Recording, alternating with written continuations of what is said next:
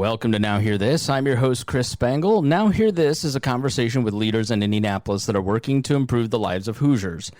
Our goal is to empower you to join in their work and make a difference while informing you about the unseen aspects of life in Indiana. If you miss an episode, you can listen via podcast at nowhearthisindy.com.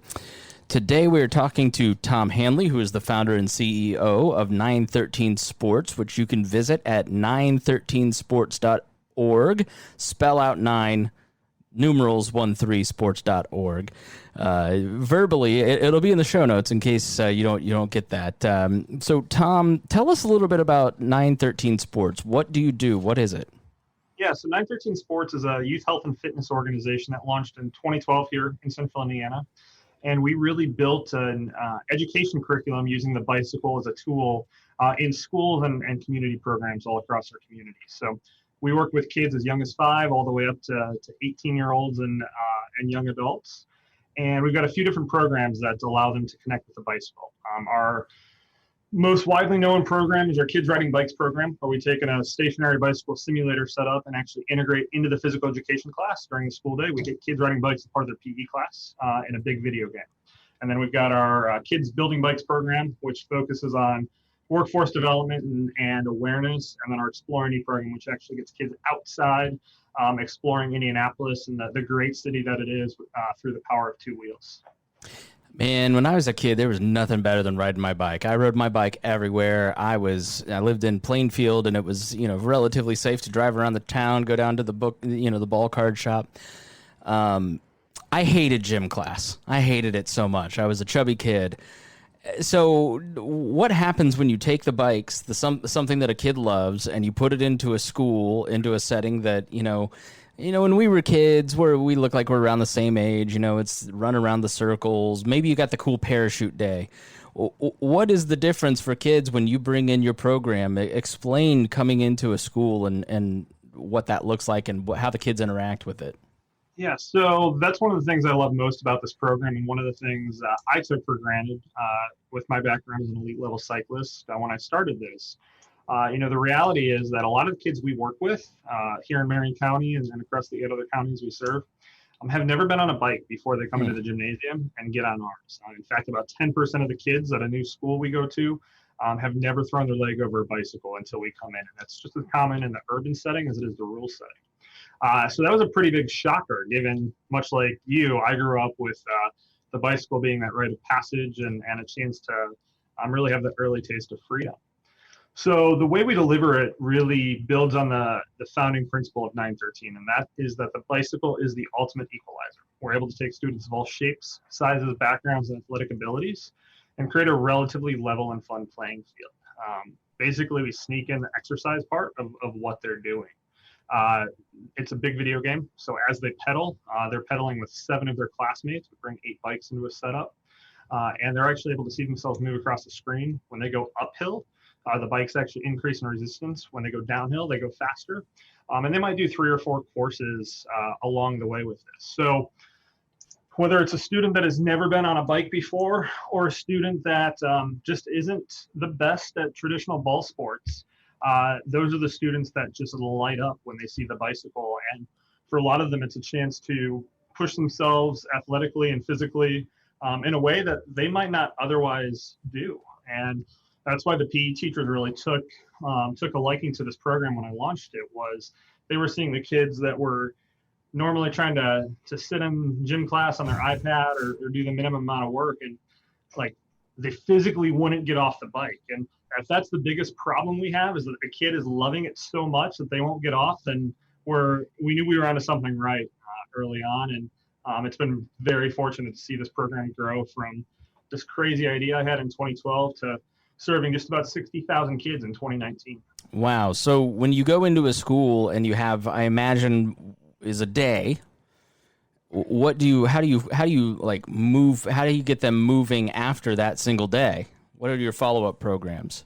So, we come in and we'll typically come into a school for a full week, so we can work with every student in the PE class and in the rotation that they have. And what we do is really try to build on the great work that physical education teachers are doing, whether it is being one of their stations or part of their broader curriculum, really just laying that foundation and getting these kids excited and getting them to understand that the bike exists. It's not that a lot of them don't care about it. It's just that it's not something that's in their lives. Their parents aren't introducing it. So for a lot of them, we're just that first opportunity to engage with it. And that really led us to these other programs we've launched over the past couple of years. First, our Kids Building Bikes program is really designed to create opportunities for youth in a smaller, more boutique, deeper dive program. We work with 8 students twice per week for 4 weeks, about 16 hours of curriculum, in a big mobile bike shop. It's designed as an after-school program. We have a 48-foot trailer we've built out as a bike shop. And so we're still able to go to the kids, go to their neighborhood, to their school, and work with them. And ultimately, over the course of that 4 weeks, they are learning how to work with their hands, work with tools, maintain a bicycle, everything from changing a flat to adjusting the gears and brakes. And the last 2 classes, they are actually unboxing and building their own brand new bicycle. And they have a helmet and a lock that upon successful completion, they get to take home with them. So now we're not just giving them a bike as a method of transportation and exploration in their neighborhood. We're getting them thinking about those early workforce development skills. Here's what I can do with a wrench. Here's what I can do with a screwdriver. Here are some of those career pathways that allow me to connect with the city and find a career that I might like as I get older. So a lot of it is just really opening them up to that. And then our Explore Indy program gets those kids outside. We do a lot of work with history teachers in middle school and high school, a lot of work with Indy parks where we actually have a family experience. And we're taking these kids and these adults out on the different greenways and pathways and the Monon Trail and the Cultural Trail, and helping them not understand just what great infrastructure it is, but ultimately the cool stories of Indianapolis that go with it, whether it's the history of Tomlinson Hall or why the circle is there as a monument and not the governor's house like it was supposed to be. Really helping create these true placemaking opportunities long term. Always like hearing new history buffs being created like myself when I was young. So you mentioned you were tell us about how you fell in love with the bike and how this program came about. Yeah, so I was an elite level cyclist in a previous life. It allowed me to travel all over the country and world and do a lot of really cool things, and ultimately brought me to Indianapolis. I was Midwest, born and raised, primarily Columbus, Ohio, but I was team captain at Marion University for their cycling program, and came to Indianapolis in 2004 when I was 17 years old for college and to pursue my cycling career. And never planned on staying in the city, but just absolutely fell in love with Indianapolis along the way. So that was my passion and really my connection to Two Wheels. And as things evolved, in June of 2010, when I was 23 years old, I was in an automobile accident. I actually walked away with 2 broken vertebrae and a brain injury. And I was told I was lucky to be alive, but I would never race my bike again. And at that point, I'd been planning on becoming a business attorney. And in the year that followed after that, I decided that I wanted to do something different than being an attorney, and ultimately sat down and wrote what would become the framework for 913sports. So the bike has been this incredible tool for me that's allowed me to compete at the highest level of sport, or be a little kid and ride around my neighborhood. And I think that's the cool thing about the bicycle is you can do it whether you're 5 or whether you're 50 or whether you're 80, and you can do it for fitness or transportation or fun or competition. And there's not many things out there that are that lifelong type of endeavor with all of that versatility. So, no nonprofit has been spared the impact of the coronavirus pandemic, and I imagine a nonprofit that goes and visits schools primarily has been especially hard hit and has tried to figure out some new plans. So what are you doing in response to this to continue reaching out to kids? Yeah, so in March, just like everybody else, whether it's a business or an individual, our world changed drastically and pretty much overnight. And we went from being in 3 or 4 schools a day simultaneously with our program operations to watching schools shut down overnight. And much like any other small business, we had to figure out what do we do. And we've been through a lot of scary times as an organization. A small, scrappy startup nonprofit. You learn to weather a lot of storms, but this was a pretty big one. So we sent our staff on an extended spring break, and really, as I watched most of my staff walk out the door on that Friday, March 20th, I didn't think a lot of them would be back. There just was no real path forward for knowing that schools were going to be shut down for at least the rest of the school year. The relationships we had built were strong, but what do you do when everything you've designed a whole company around goes away? And so after about 48 hours of feeling really sorry for myself, I spent the weekend kind of holed up at my house and threw myself a good pity party. And I stepped back and evaluated what we had that was an asset and what we could do. And it was a pretty short list. We had vans, we had trucks and trailers, we had 11 incredible staff that were passionate about serving the city and that I really wanted to keep employed. And we had a warehouse on West 29th Street here in the near Northwest neighborhood we moved into 18 months ago. So through all of that, we really kind of just threw darts against the wall and tried to figure out where we'd land. And we reached out to some community partners and friends of ours and said, we have these assets. How can they be used? And we were very quickly connected to the mayor's office, who we do a lot of work with, and then Gleaners Food Bank and Second Helpings. And in the space of just a couple days after that initial email, we were actually picking up our first food from Gleaners out by the airport and helping move it to a community pantry that didn't have a vehicle large enough to be able to haul the skids of the pallets of food that they needed for their own distribution. And very organically and somewhat seamlessly, we went from an organization that was taking bikes into schools to building 2 new programs in the space of just a few days, that community bulk food delivery for other agencies. And then the mayor's office approached us about helping run a new logistics program they wanted to launch that focused on being able to deliver food from Gleaners and Second Helpings directly to residents in Marion County that couldn't seek access to a food pantry. So they might have been COVID positive, they were high risk, elderly, pregnant, immunocompromised, they didn't have transportation. And we built a brand new program that launched just a week after, where we're actually taking food directly to residents in Indianapolis that need it. And that's such an interesting aspect. I just didn't even consider that, let's say you tested positive for it and you needed to go to a food bank, you couldn't. If there's anybody listening out there who knows someone, how can they sign up with your program or get in touch with you?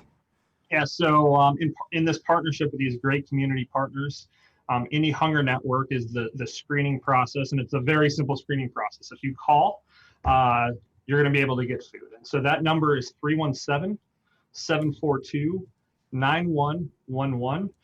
Very simple process, and Indie Hunger Network staff member will circle back as soon as they can.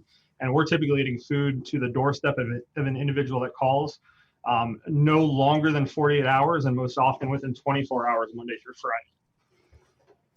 Very good. And I understand that in terms of the bike building too, you actually are now inviting people to come to you.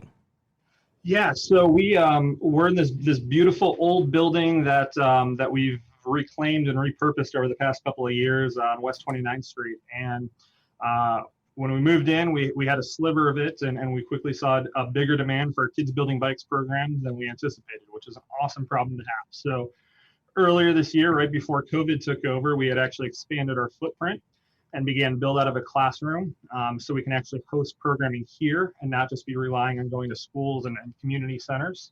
And while we put a temporary pause on that when we were figuring out what COVID was going to look like for us, we restarted that construction process in June, and we're anticipating having this classroom space opened up to the community here by the middle of September.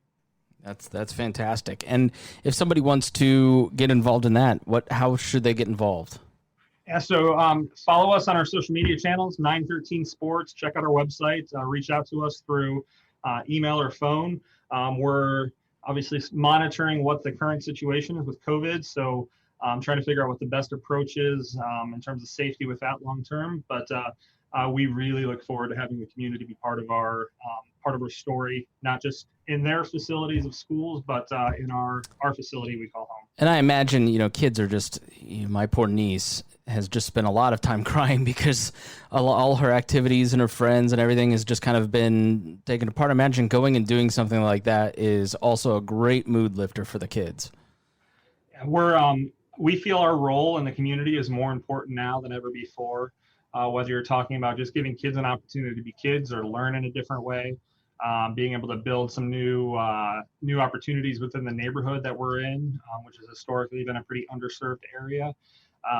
We're really excited to be able to play this dual role of not only getting kids riding bikes and building bikes, but to be able to be a resource in the community for this food delivery for as long as the community needs it.